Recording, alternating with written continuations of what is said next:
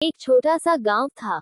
बुजुर्ग दादी रहती थी। वह अकेली रहती थी। उसका पूरा दिन काम में रहता था। वह अपने घर में अकेले बहुत बोर हो जाती थी। उसके 2 बेटे थे, पर वह विदेश रहते थे, इसलिए दादी हमेशा अकेली रहती थी। अपना काम खुद अकेले ही करती थी। एक दिन अचानक वह रास्ते से खेत की तरफ जा रही थी। उसे एक छोटा सा क्यूट पप्पी दिखाई दी, जो पूरी तरह कीचड़ से भरी हुई थी और वह पप्पी बहुत ही छोटी थी। पप्पी की हालत बहुत नाजुक थी। पप्पी कीचड़ से भरी हुई थी। शायद वह रास्ता भूल चुकी थी।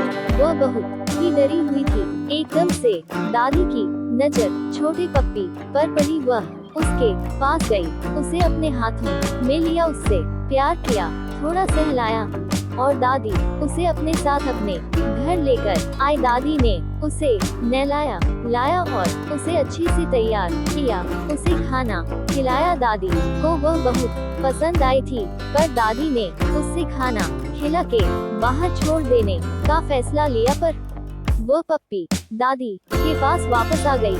दादी ने फिर उसे छोड़ दिया और फिर वापस आ गई। तो फिर दादी ने सोचा, मैं वैसे भी अकेली ही रहती, क्यों यह मेरे साथ ही रहेगी। फिर दादी ने वो पप्पी का नाम लूसी रख दिया था। लूसी एक फीमेल पप्पी थी। दोनों साथ में रहते थे।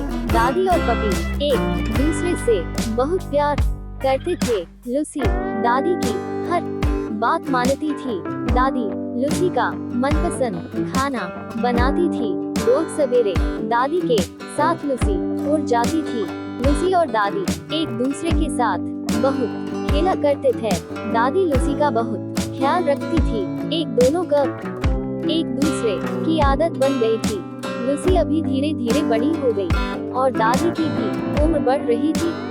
दादी हमेशा सोचती थी, मेरे जाने के बाद लूसी क्या होगा, उसे कौन खाना देगा, उसे कौन संभालेगा। इस चिंता में दादी परेशान रहती थी। अकेले सोच में पड़ जाती है।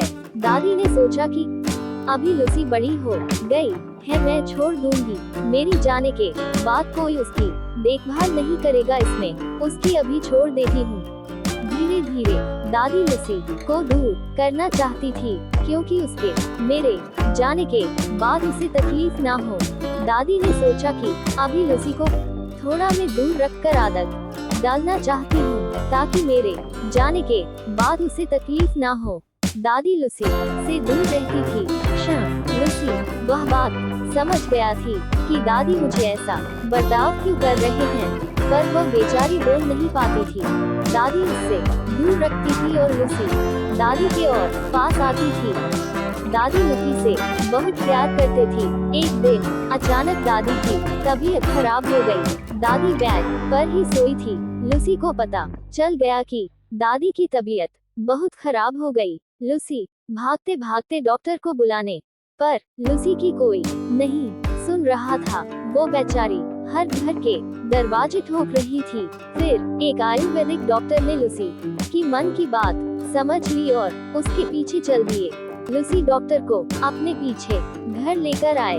डॉक्टर ने दादी को चेक किया और दादी को बुखार था, इसलिए बुखार की दवाएं दी और दादी कुछ दिनों के बाद पहले जैसे ठीक हो गई और फिर से दादी और लूसी अच्छे से खेलने कूदने लगे। इस कहानी से हमें ये सीख मिलती है कि किसी भी जानवर को प्यार करो तो वह इंसान से भी ईमानदार होता है। अगर कहानी अच्छी लगी हो तो लाइक और शेयर जरूर करें।